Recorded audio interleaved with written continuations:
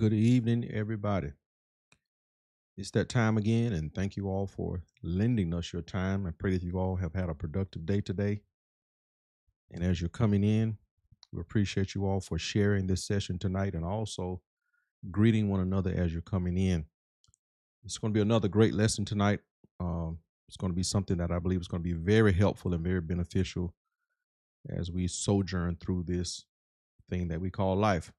So I pray that you all are going to receive something that's going to help you do just that. Okay. So while you're coming in, again, if you would take the opportunity right now, if you would, let's make sure that we are sharing this session with someone, making sure that you're letting them know that we are on tonight and they are more than welcome to join us. And also their interactions, their contributions, their input is most certainly welcomed as well.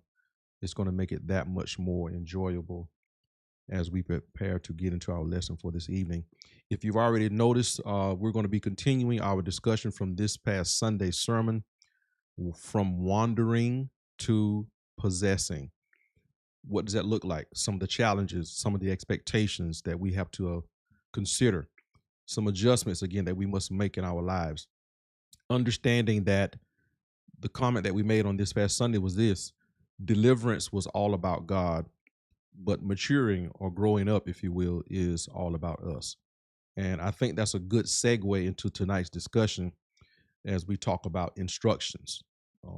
One major attribute or component to transforming from or transitioning from being a wanderer in the wilderness to actually coming into a place where you are possessing the land, occupying ownership, if you will.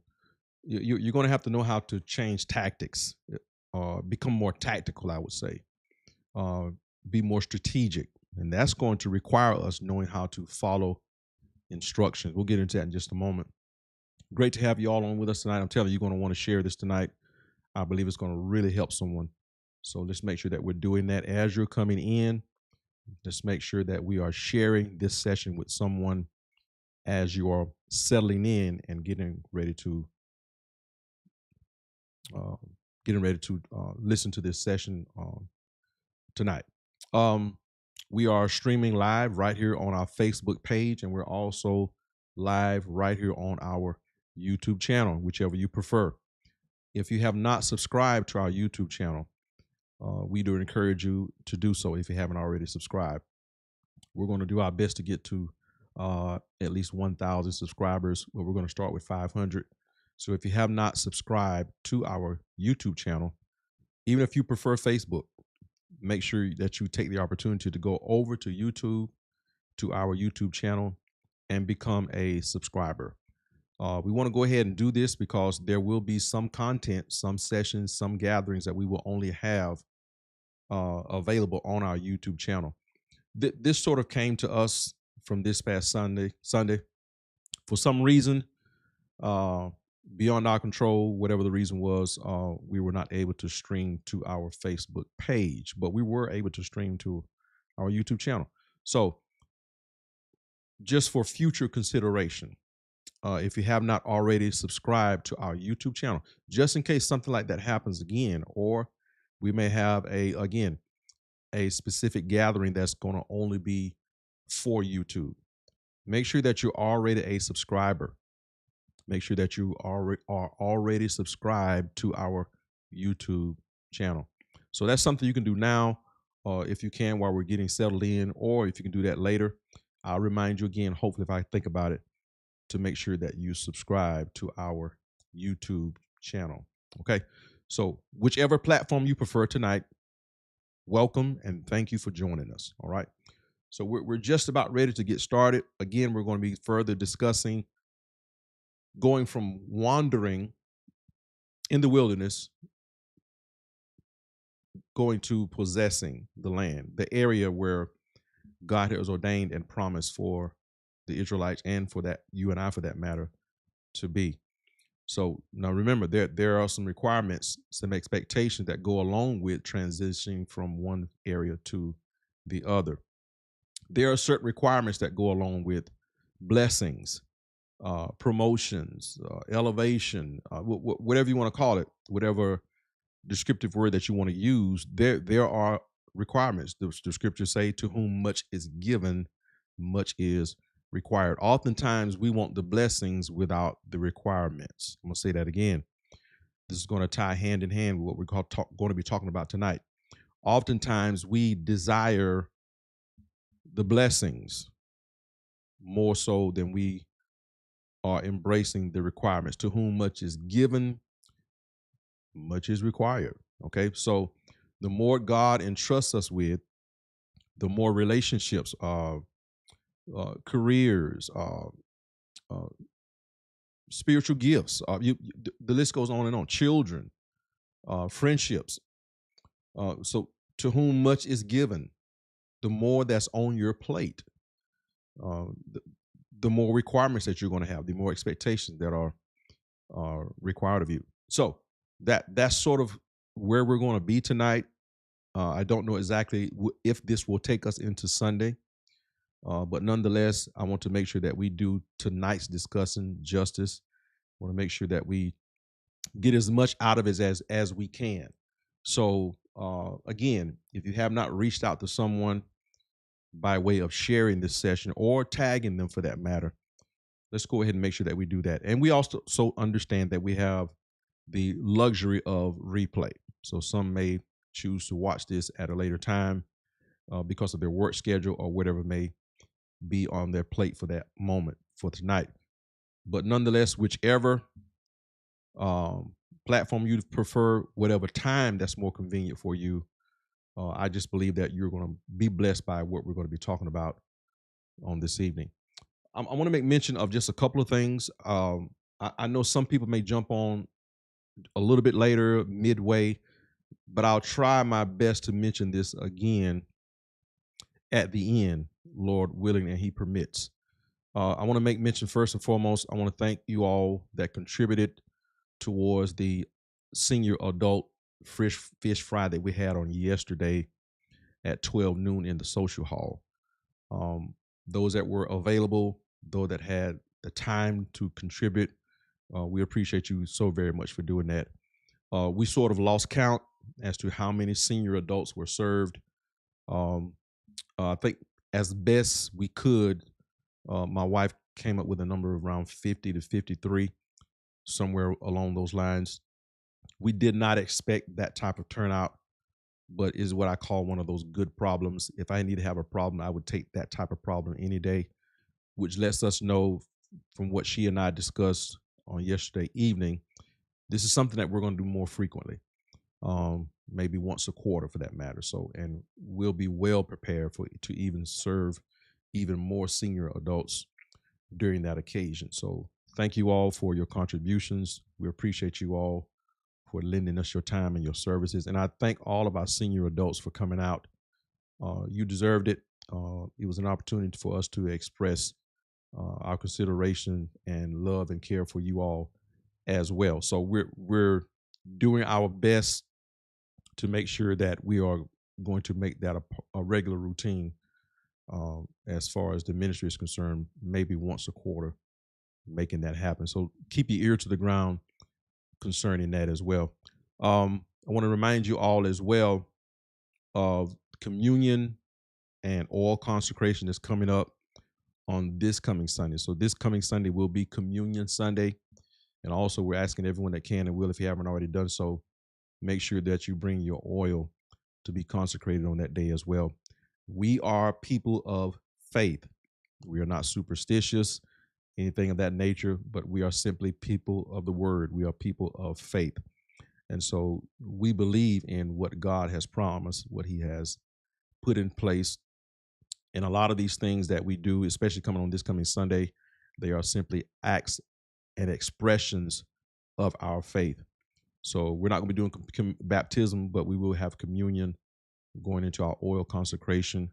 And if we did have baptism, one thing that we always say is these are all outward expressions of an inward grace and an inward faith and belief that we have towards our God. So we extend this invitation to you all to come out and be with us on this coming Sunday, which we will have again our Communion Sunday and oil consecration service. And we will be dressed out. Okay, so we will be in some form of combination of black and white. deacons, ministers, and myself will all be dressed out as well. So we invite you all to come out and to be a part of that. I want to make mention of this also. I want to lay this out before we get into the session. I don't want to make sure I don't want to forget it. I want to introduce a new ministry to the church as well. You may or may not have noticed it this past Sunday, but I failed to mention it. But we want to introduce to you the Connect team. As a matter of fact, you can help someone out tonight by typing that in the comment section so we can introduce this to them so they can become familiar with it. We want to welcome and introduce our Connect team. So what does that involve? When you come into the church, whether you are a regular attender or whether you are a member of the Lighthouse or you're just a first-time visitor, the Connect team will help you navigate and find your way around the ministry. What does that look like? Let's just say that you have been attending the church for a while and you are interested in becoming a member of the church officially. Well, the Connect team can point you in the right direction. They can let you know what the pathways are into how to become a part of the Lighthouse ministry, how to make that official. They can guide you, they can instruct you, they can point you in the right direction to get you in contact with the right staff members as to how to get that process going. Again, on that note, we do things a little bit different at the Lighthouse. We do not necessarily open the doors of the church. We don't put out a chair. Not saying that necessarily that is wrong if anybody else does that, but we have a little bit more consideration when it comes to becoming a member of a church, because like we always say here at the Lighthouse, it does matter where you go to church. So it should be a little bit more consideration involved when you're talking about becoming a part of a ministry. Your covering, your direction, your guide spiritually, all of that is serious and all of that matters.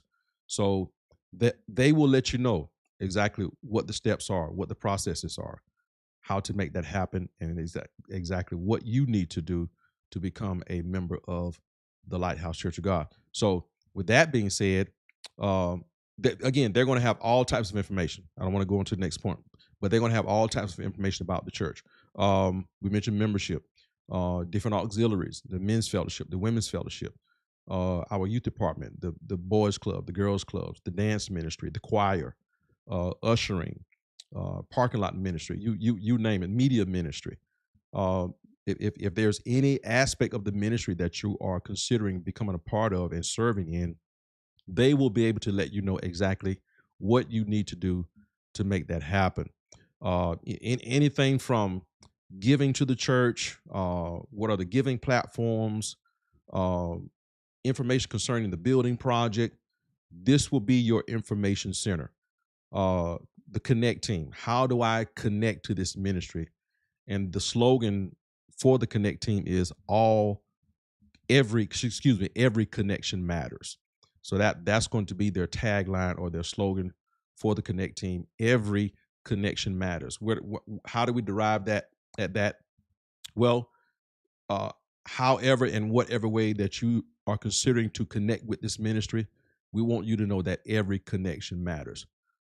If you never decide to become a full-fledged member of the church, but you just want to make a donation or make a contribution to the building project or make a donation towards the youth department, every connection matters. So Lighthouse members, if you're on here now, I want you to put that in the comment section as well, because that's going to be something that we should all be familiar with when it comes to the Connect team. Not only the fact that they are there, but what do they represent? What is the underlying objective or theme, if you will, about the Connect team? Well, every connection matters. That person that's visiting for the first time, that person that may visit a couple of times, but they never come back. They may have a home church, but they decide to visit our church. That connection matters as well. Every connection matters. That every soul that comes through that church, whether it's for a moment, whether it's for a couple of services, or where it's a place that they have decided to commit to long term. Every connection matters. Your kids, your marriages, all of that matters. So that is going to be the objective, and that is the assignment of the Connect team. So look for them this coming Sunday. All right. They were there this past Sunday, but I failed to mention that. So I wanted to make sure that I make note of that to let you know that they will be there this coming Sunday at your service to make sure that you are fully aware of what is going on in the ministry. So I'm excited about that. If you know me from time to time, uh, I get really engaged in what I'm doing as far as preaching and teaching, and a lot of things slip my mind. But the Connect team is going to really help me out with that, help us out with that, and making sure that nothing slips through the crack as much as we can prevent to make sure that everyone is up to speed with what is going on in the ministry. Last and certainly not least, I want to make mention of a slight change. We had scheduled to take in the new members of the Lighthouse on this coming Sunday to make it a part of our communion or consecration service. But due to scheduling with some of the potential candidates, we're going to push that back to this fifth Sunday. So this fifth Sunday in this month, we're going to be taking in the newest members of the Lighthouse Church. So send up a hand clap emoji for that, as a matter of fact. So we're thankful to God for those who have considered the Lighthouse to be their place of covering and their place of fellowship. And to those who have already gotten with me, you have been attending our church for some time now. This is going to give you time to make sure that you get the information that you need this Sunday in order to be prepared for fifth Sunday. So again, if you've been considering becoming a part of our ministry, or if you know someone who has been considering becoming a part of our ministry, they've already met the requirements as far as attending for a while, let them know that they can stop by the table, talk with the Connect team on this coming Sunday, get all the information that you need so you can be prepared for fifth Sunday's new member intake. So we're excited about what God is doing. We're humbled, and we understand that this is not to be taken lightly when someone says, "Hey, I want to become a part of your ministry." So we are prayerfully considering how to serve the people adequately and efficiently to make sure that they're reaching their fullest potential in God, as that they can reach. So govern yourselves according to all of those things that I've already mentioned. I'll be getting with you at a later date concerning some things that we met about on this past Sunday. I won't disclose that as of yet until things are set in stone. So, but I will say this: we're anticipating our 42nd church anniversary coming up, and that's going to be the weekend of September the 27th and the 28th. That's going to be a Saturday, concluding on that Sunday. That's our 42nd church anniversary. That's a great spot for a hand clap, a thumbs up emoji, or whatever proper response that you want to give concerning that. So we're grateful to God for his 42 years showing his favor and faithfulness towards us right there on that corner. So anticipate that. Be prepared for that. More details to come. I gave you just a brief overview after church on this past Sunday, but as we get closer to that date, we're going to be giving you more details as to concerning the logistics as to what that weekend is going to look like. What we do already know that we are soliciting all of our vendors. If you can go to our Facebook page, also on our Instagram page, you're going to see that the flyer has already been put out. If you haven't shared that flyer as of yet, make sure, Lighthouse members, you do that. We have space for about 20 vendors. We're going to be at our offsite location on September, that's a Saturday, the 27th, beginning at 12 noon. We're going to be having an outdoor type celebration. It's going to have a carnival festival feel to it with a Western theme, okay? It's going to have a Western theme to it. So bring your cowboy hats, your cowboy boots, your jeans, your side-by-sides, your four-wheelers, your golf carts. We're even looking into trying to get someone to bring some horses. And that entire left side of our property is going to serve the purpose of those who want to just ride, four-wheeled, ride around on your horses, on your golf carts, those type things. There's going to be a band, singing. There's going to be concessions that's for sale up under the pavilion that we're going to be actually selling ourselves And out in the entire field on the right-hand side is going to be where we're going to set up all of our vendors. And to have a spot as a vendor for that Saturday, September the 27th, is going to be $100 per spot. It's going to be a wonderful time, I believe. And that is still all coming together as well. So I want to thank you all in advance for those who are preparing, getting things set up, because this is not an easy task.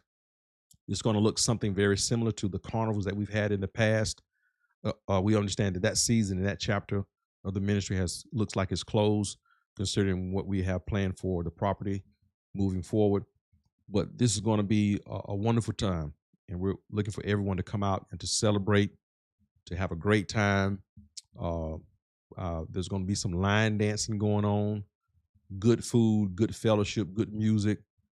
So we're looking for a great time of fellowship. Again, celebrating 42 years and also celebrating moving forward where God is taking us as a ministry as well. So a lot is going on, and we're grateful to God for an active church, active members and involved members that's making all of this happen as they obey the unctioning of the Holy Spirit. The scripture says this, and I'm going to move on. It says that those that were stirred in their spirits, they contributed to the building of the temple. So thank you all who have been stirred in your spirits, obeying the unction of the Lord in making this ministry what it is. My wife and I, we thank you so very much for making leadership and pastoring enjoyable and easy. So we thank God for that. All right, we are ready to jump in. I know that was a mouthful. I may not have the opportunity to say all of that again, but I wanted to put that out as thoroughly and efficient as I can to make sure that you have the information that you need so you can help us out and pass that on as well. So let me just jump in right now where we are tonight, and I'm going to put this up on the screen so we can get an idea as to where we're going to be tonight. Let me put this up here. There we go. So again tonight, we're going to be looking at Joshua chapter 2, and we are further discussing going from wandering to possessing. So again, we're going from wandering to possessing. We're going to mention in passing, we're not going to may have time to go into all of the chapters in detail, but Joshua chapters 1 through 5.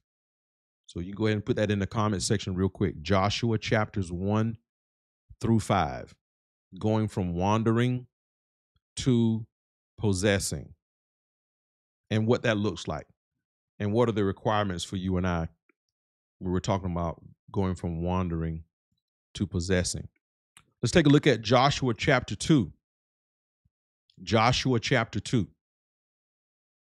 And as you turn to Joshua chapter 2, we're going to look at verses 1, and we're going to go all the way down, skipping the rest of those verses and looking at verse 24. So 2 verses out of Joshua chapter 2, verse 1 and verse 24. Okay, so I'll give you just a moment to get there. We're going from wandering around. What did we say this past Sunday? Wandering means there is some type of deficiency there. There's a neglecting as to what God requires, what God expects. And we see where on one occasion where God told Moses, he said, these are a stiff-necked people. And what that simply means is translates into not only are they disobedient and rebellious, but they look for opportunities to disobey. You know, that and that is something right there within itself. They are not looking for opportunities where they can do better, but anything that presents itself where they can slack off on God, if you will, God describes them as a stiff-necked people. They're not even looking to where they can have opportunity to obey God. Anything that can, I'm just use layman's terms, that can help justify their disobedience. You know, well, we're hungry, so this manna is not sufficient, so we would rather go back. Just looking for any and everything that they could possibly find in order to rebel against God. So that he said, these are a stiff-necked people. And so what did God do? He left them to their own demise. In other words, he let them have it their way. He just let them wander until they died. And I know this may be sounded a little bit harsh this past Sunday. I think I mentioned this past Sunday, but sometimes you got to take that same approach even with people. Don't work yourself up. Don't be discouraged. Don't second guess yourself with certain things when it comes to people. Sometimes you got to use that tactic that God did. You know what? Hey, I'm just going to step back and I'm just going to let them wander around until they die. And that's something that I have adopted in my life. The Holy Spirit spoke this to me years ago, and I'm just passing this on to you, and maybe it'll help you out as well. Stop trying to force people to see it your way, and stop trying to force people into accepting you, trying to get people to validate you, to agree with you, to be on your side, and those type things, and that we get frustrated about oftentimes. Sometimes you just got to, you know what? You're not going to see it my way. I'm giving up on trying to get you to see it a certain way. I'm just going to let you just wander until you just die off. You got to treat accusations like that. You got to treat accusers like that. You got to treat liars like that. I hope this is helping somebody, because it certainly has helped me over the years. Just let them wander. Just let them keep going in that circle, and eventually, just like in the wilderness, they will die off. And guess what? God said, I will raise up a nation 20 years and under that will do my bidding. Again, I took some lessons from that. God has a people. God has certain relationships. God has certain connections that are for you, okay? That will help you transition to where you need to get to. Stop trying to force wanderers to be the individuals that were never meant to connect with you. They're just wanderers. They can't sustain healthy relationships. They can't sustain meaningful connections. You just got to let certain people, certain things, certain situations, let them wander until they eventually die. I put it this way years ago. I got it from a session that I was in. You've got to outlast your critics. That's what you have to do. You have to outlast the lie, outlast the accusations, outlast your critics. Okay, and that's simply the lessons that I got from the wandering part that God showed me years ago, and just a nugget I want to pass on to you as well. So if you don't want to be a part of those wanderers, or if you just refuse, which is the purpose of this lesson, we just refuse to be wanderers ourselves, then we are going to be up for the challenge, because that's exactly what it is. We have got to say, God, I am up for the challenge. You told me to be strong. You told me to be courageous. You told me that you would be with me wherever I went. So for that reason, I accept the challenge, and I'm ready to come from the wilderness into the promised land, the area that you meant for me to be in. So now, here's one thing that I want you to do in chapter 2. Verse 1, the Bible said that Joshua sent 2 spies to spy out the land on the west side of the Jordan. Okay, I preached this before, maybe twice, but I felt that it would be helpful tonight to mention it again. Wherever God is taking you, hear me good on this, y'all. Joshua chapter 2, verse 1, Joshua sent 2 spies to spy out where they were going. Hopefully you just got that. Joshua sent out 2 spies to survey, to take a look, to gauge, to see what they were up against, the west side of the Jordan. So here's what the Lord had for me to share with the people a while back, and I want to share this again tonight. Wherever God is taking you, spy out the land. I'm going to give you some very practical examples. If you're looking for God and expecting and believing God to take you from one financial state to another, then you need to spy out the land. Do some research Find out what it takes to be a millionaire. What does it look like? What are the logistics? How do I navigate? How do I move from going from $100 to $100,000, from being someone that clocks in on a 9 to 5 to actually owning a business? What does it take to own a business? Take some business and financial classes. What are you doing? You're spying out the land. Don't just pray about where you want God to take you. Go ahead and take a look at what it looks like where you plan for God to take you. Again, if I want to be a business owner by next year or the next 2 years, I should already be spying out the land, learning what does it look like? What does the tax forms look like? What does it take to get a business license? How much is it going to cost? What's the overhead going to look like? I don't even have the business yet, but I'm spying out the land. You want to be married at a certain time. You plan on getting married in the next 2 years. Go ahead and spy out the land. What are some changes that I need to make as a single person? What are some adjustments that I'm going to have to make? Some compromises, some sacrifices that I'm going to have to make. Some things that I have to go ahead and resolve and settle within myself. Instead of waiting until we're cohabiting or we're living together and we're married and then trying to wing it and do it on the fly. Go ahead, spy out the land. In other words, if you believe God is taking you somewhere, go ahead, consider what it's going to take when you get there.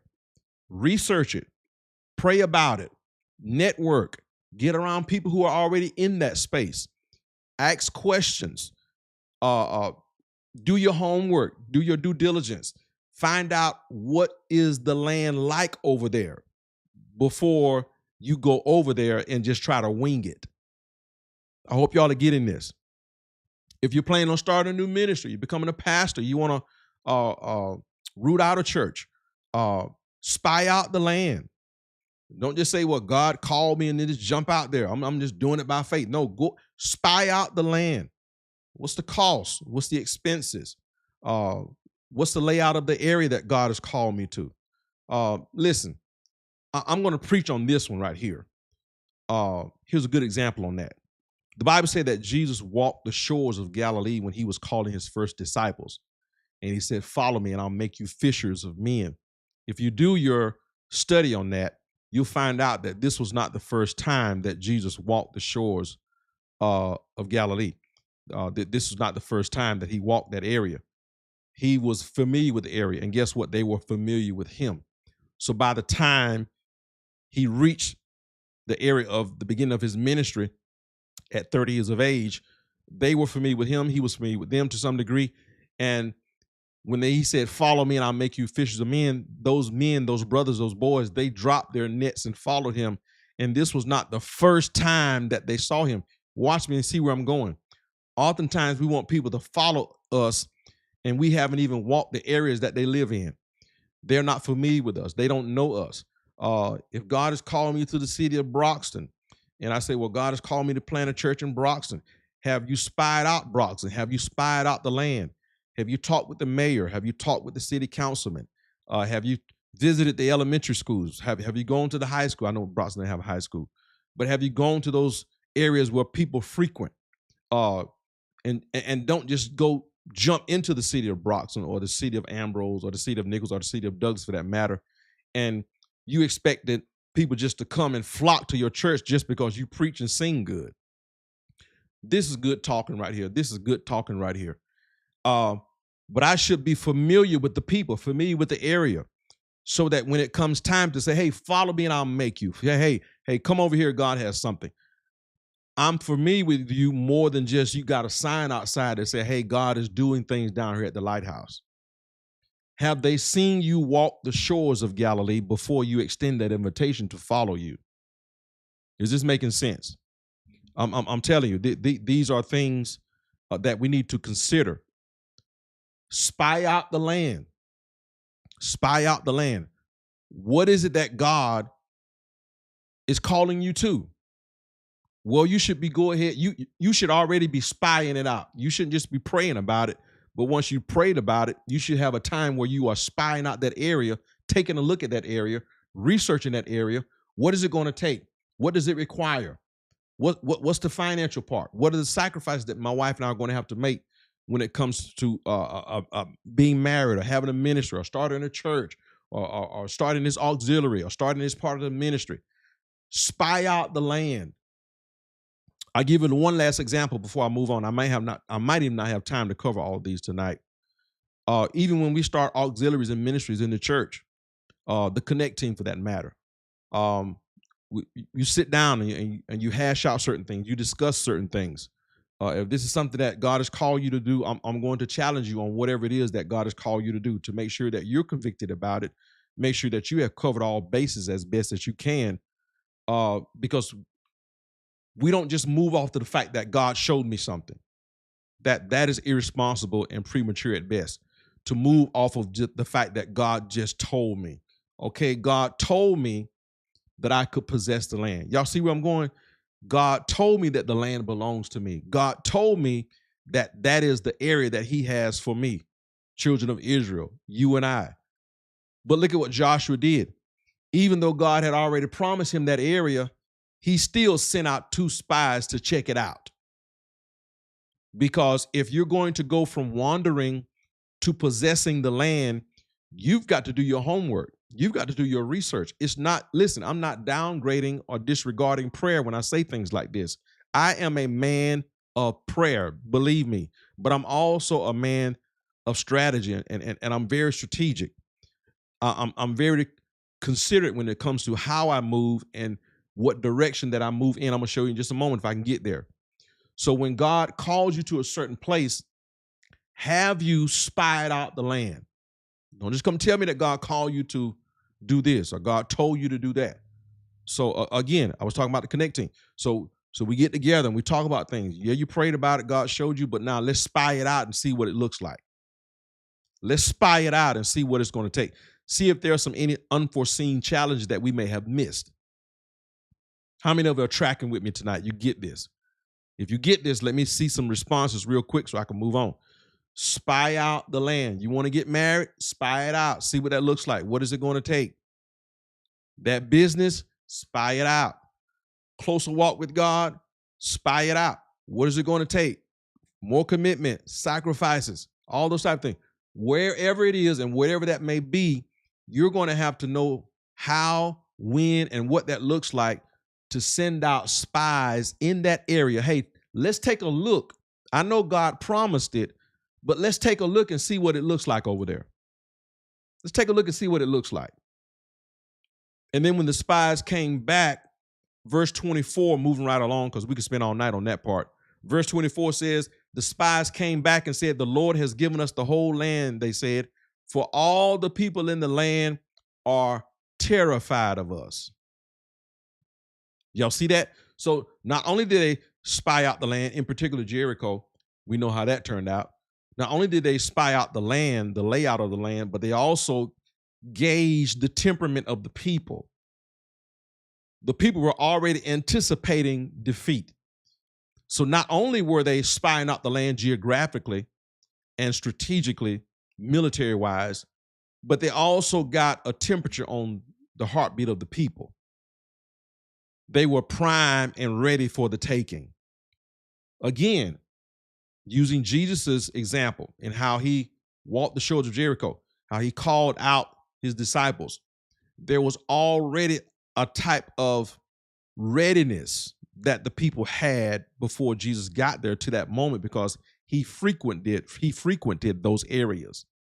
Okay, I was telling a young pastor this a while back, going into a new area, and I said one thing that I recommend is, I'm gonna just be not to be redundant, but to be thorough.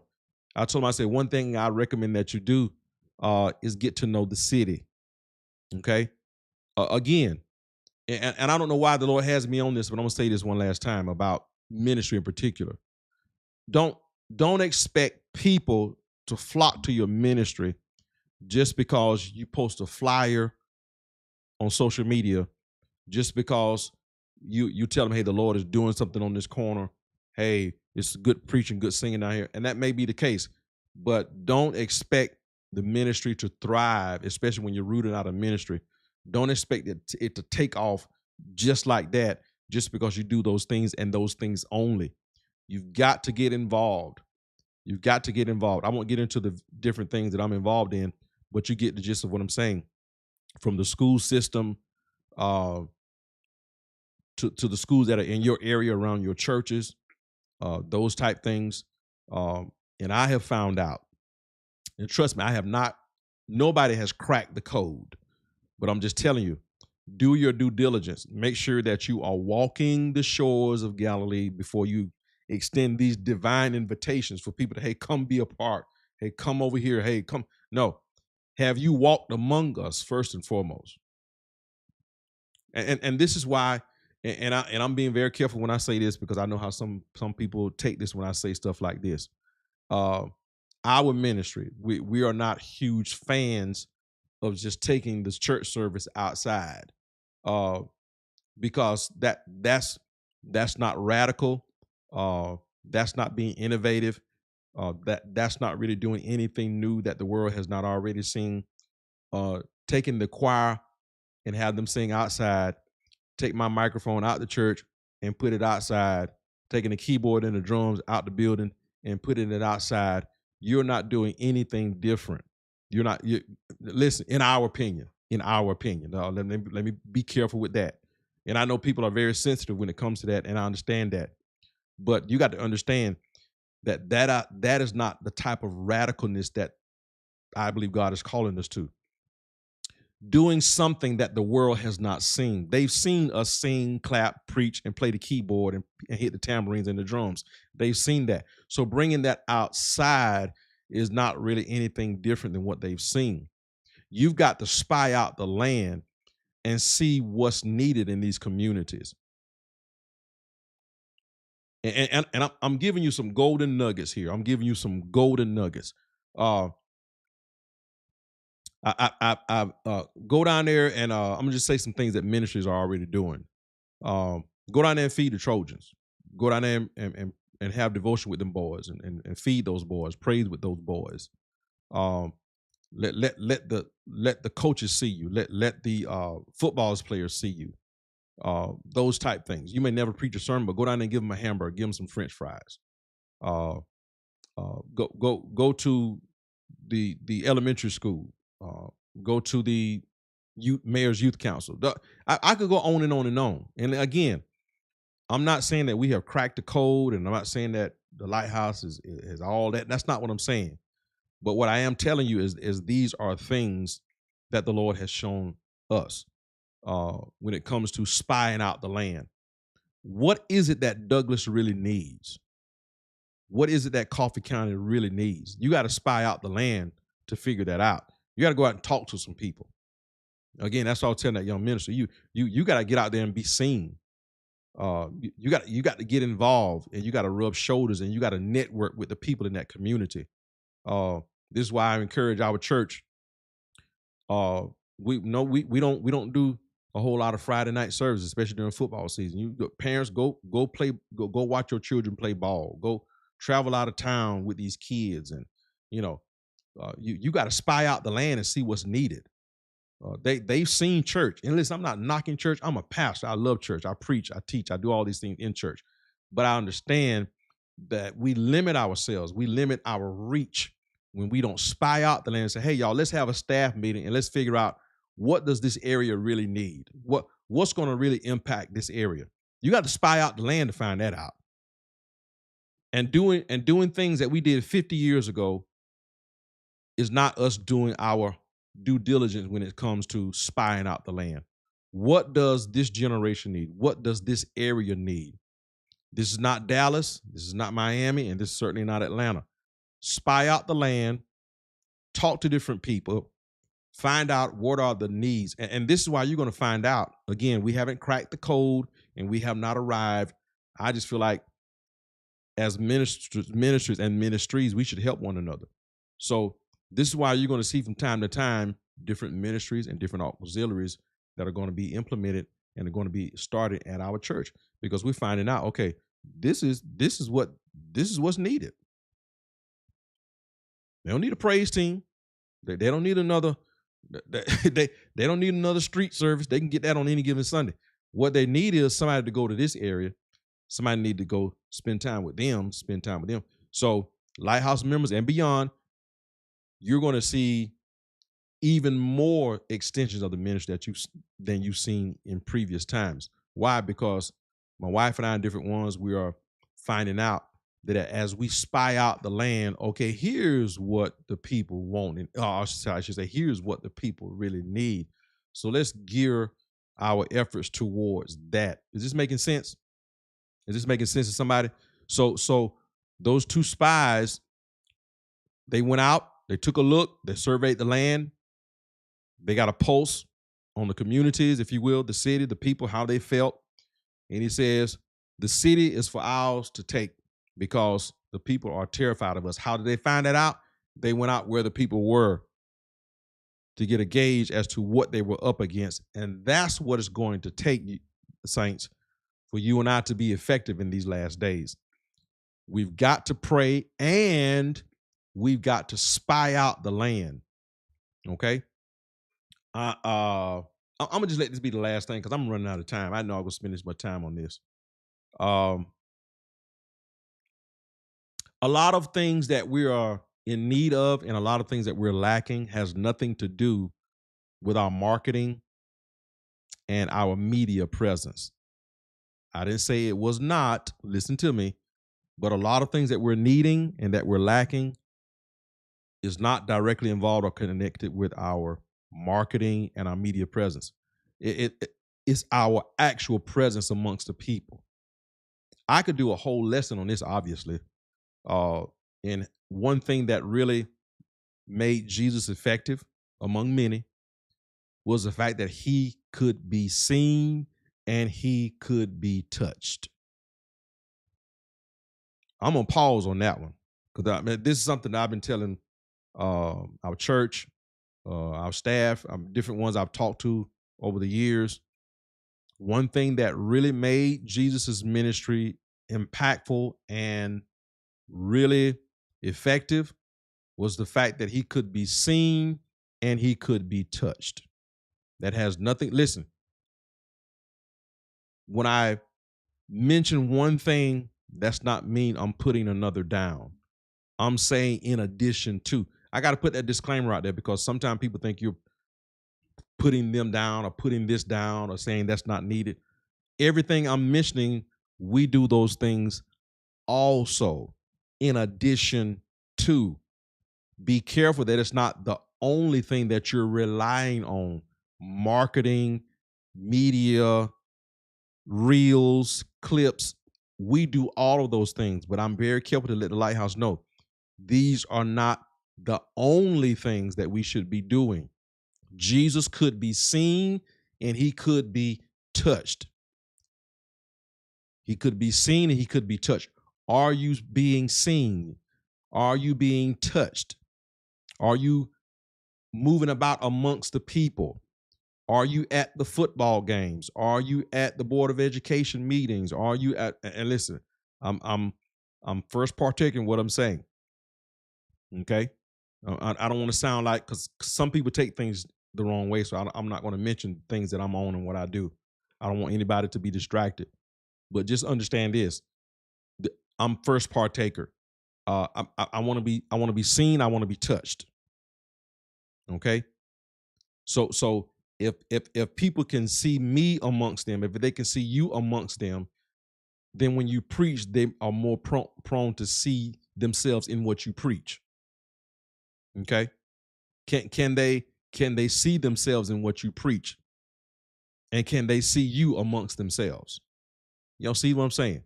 So I guess this is going to have to be the one discussion for tonight. Spying out the land. What is that next thing that God is calling you to, and have you spied it out? That's the pressing question for tonight.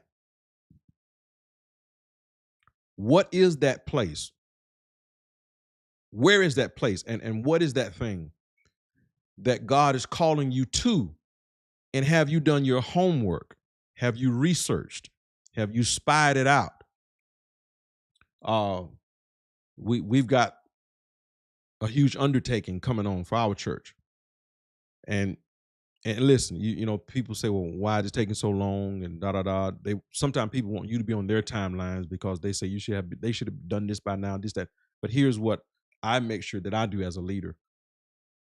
The Bible says in Luke 19, I think it is, maybe wrong.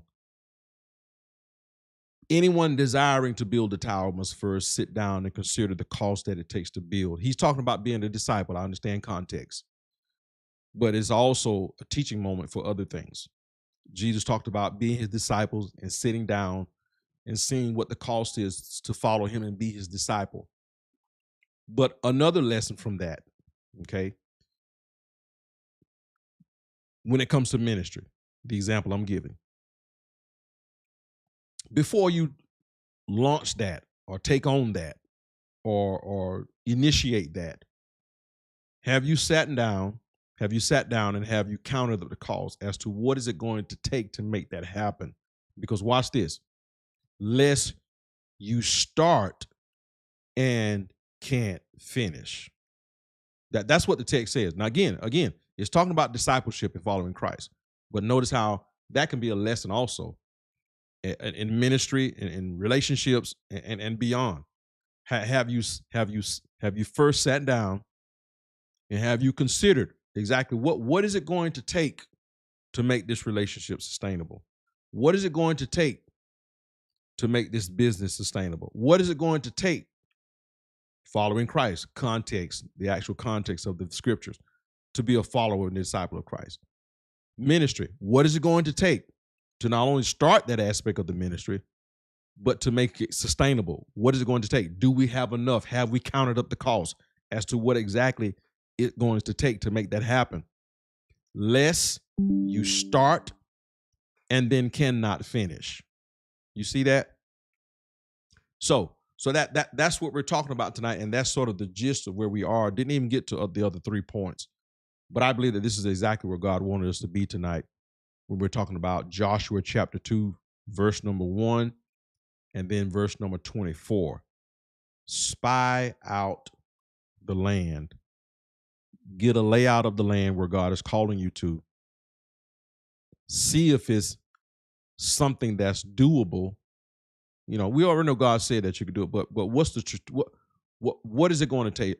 What type of strategy that we're going to have to implement to make that thing happen?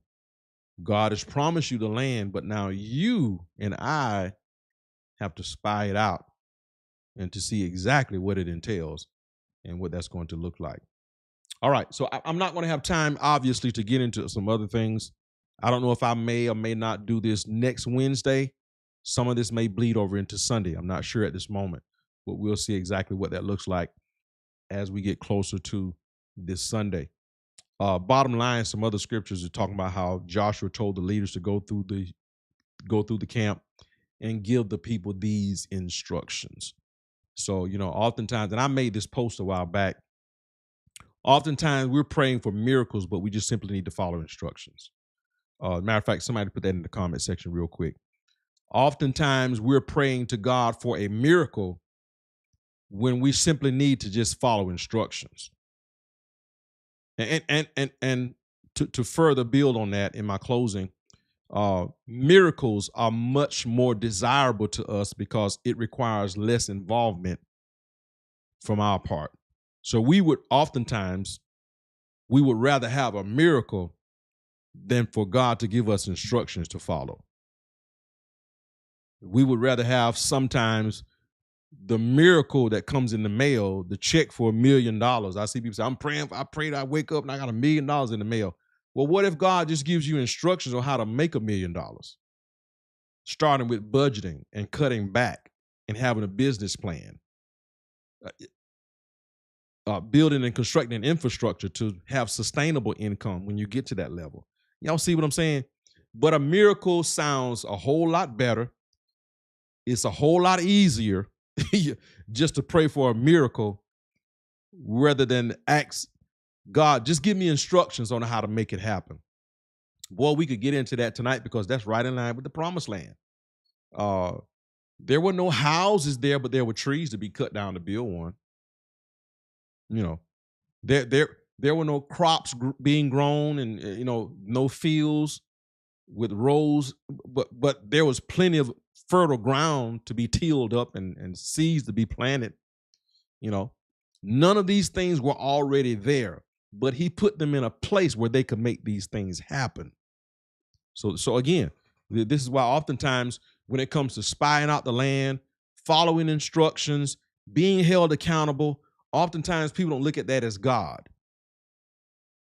But when the man or woman of God comes and say, in 3 days, in 30 days, God gonna turn it around, and if you do this by Monday morning, you're gonna have it.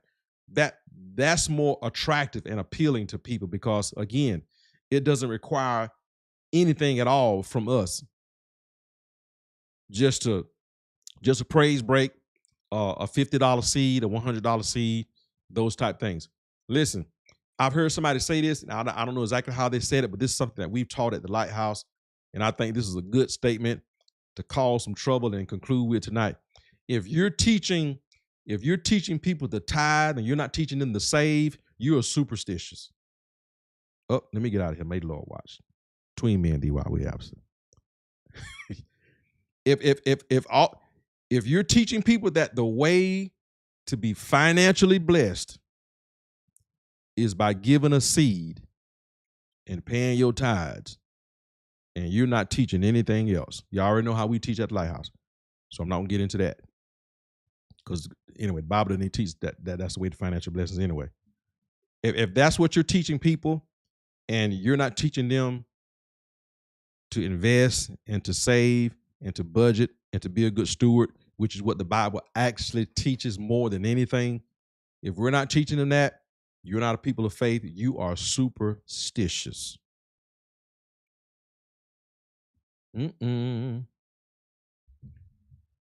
because I'm just that kind of guy, because I'm just that kind of guy, we, again, if you know us, if you know the Lighthouse, we teach Bible. We don't teach tradition. So you know what I'm about to say when I say this. Shame on you for giving 10% or teaching people to give 10%, and you don't teach them to give any percentage of their income into any type of savings account, no investment account, no, don't, 10%. What about any other percentage that you give to your investment account, to your savings account, to so this is why people say stuff like this. And if you put two and two together, that's on you. That's why people say this. They look at the church as a savings account. I pay my tithes, and then when I need some money, I can't even come back and borrow money from the church, because the church is not a savings account. You mean tell me you can't help them after they've been paying tithes to the church? You mean tell me they can't come back and borrow money from the church? No. What you need, keep your money. If you need it like that, keep that. See, Pastor ain't gonna tell you this, but I'm gonna tell you. Some that I know is not gonna say this. Keep that. Set aside some money for hard times in a savings account. Put 10% or 15 or 20% in a savings account. That way, if you fall on hard times, you can go and get that. The church gonna be all right. But the problem is your pastor or your leader taught you that that's the way you're going to get financially blessed. So if that's the case, why you got to come back and borrow money from the church? Come on, y'all, it's just not making sense. I know I'm going to get in trouble, because every time I go this way, I get in trouble. If that's the way to financially be blessed, why you got to go back? If you've been paying 10%, they've been faithful, they've been giving, but you ain't been taught right. Ain't been taught right. There's a certain amount my wife and I give to the church, and there's a certain amount that my wife and I put into our portfolio, our savings account. There's a certain amount. You should have anyway, let me get out of here. Y'all all right? Y'all okay? So, y'all see what I'm saying now? Yeah, I hope you give me the appropriate response. Y'all see what I'm talking about when I talk about we would rather have a miracle than to follow instructions. What I give to the church, that's to the church. But I promise you this, the church is not getting my last. I'm taking care of my household first. I'm putting some money aside first. I'm putting some money toward my wife and I's retirement, our savings account. I'm putting money towards that. We're not superstitious. We are not superstitious people. We believe in the whole scripture. When Jesus teaches, God teaches about being stewards, managing well what he has entrusted you with, including your finances. Not being superstitious and lazy and taking 10%, expecting that to do everything for you financially. That is not biblical. And I would dare say that doesn't even make any sense. Giving 10 cents on the dollar and then thinking that is going to cover everything that you need financially. It was never meant to be that way. You were called to be good stewards. And now, watch this. Baby, you need to help me close. Come in this room and get me out of here. And now, speaking personally, because my wife and I followed instructions and we were not superstitious, we followed instructions. Are we givers? Absolutely. Absolutely, we are givers. And because we followed instructions for 30 some odd years, now money is not an issue. Now, I'm not saying we Rockefeller. Let me get out of here because people take that the wrong way when I say that. Now, it's not, let me be careful when I say this. Money is not the issue. Y'all see what I'm saying when I say that without taking it wrong, what I'm saying? We followed instruction. We gave to the church, absolutely. We saved, we budgeted, we were content. All those things. Made good, wise decisions, clocked in every day, took advantage of the 401k plans and the employee match program. You see what I'm saying? Investing a little bit in the stock market, those type things, along with our giving. Stuff you don't hardly hear in the church. We just tell people, if you give your 10%, the Lord gonna bless you. And that's what people do. They give that dime, they give that 10% off that 10% off that dollar, and then they sit back and they do absolutely nothing. And then when hard times come, and they will come, they go back to the church and say, hey, I need to borrow that money back. Hey, I need y'all to help me. But you've been working this so-called formula for all these years. What am I saying? Follow instructions. Stop being superstitious. Just follow instructions. It's right there in the Word of God. Just follow instructions. You want to be financially free? You're going to have to follow instructions. You're going to have to follow instructions. All right? Y'all all right? My wife didn't ever come in here and get me. So I'm going to just have to let me get out of here, y'all. So again, I just believe that this night was productive and helpful. Spy out the land, follow instructions, all those things that we mentioned tonight. I know it was a lot. I know it was a mouthful. I know it was a lot to take in, but go back and watch the replay. I'm telling you, not what I've heard, but what we know, what we've read, what we've studied, what we've applied to our life, and we are living proof of what I'm talking about when it talks about following God's instruction in his word. I'm not talking about just talking it. When I tell you my wife and I are living it. We had to follow instructions for years. And I see people who say they following these formulas and they haven't gotten anywhere. You know, I'm not talking about these sporadic ones and people will come back at you. Well, you got this, you got that. But if it's a formula, if it's a principle, it should work for everybody. But this false teaching on that principle is hurting people. I'm just be real. It's hurting people. And that hurts me to see it hurt people. All right.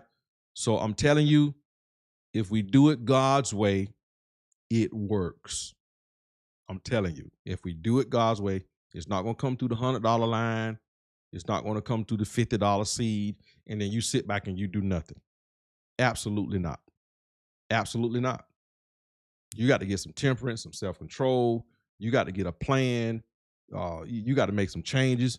You know, it's just some instructions you got to follow other than the instruction of being superstitious, because it does not work like that. Absolutely not. Absolutely not. All right. Okay. Y'all still on here, so I guess I guess you had your seatbelt up. Thank you, baby. My wife just texted me and said, get off. I'm getting off, baby. Thank you so much, baby, for helping me with that. Hey, if this was helpful for you tonight, give me one last hand clap emoji, hand raise emoji, thumbs up emoji, or if it wasn't, give me a thumbs down. We'll try to do better next time.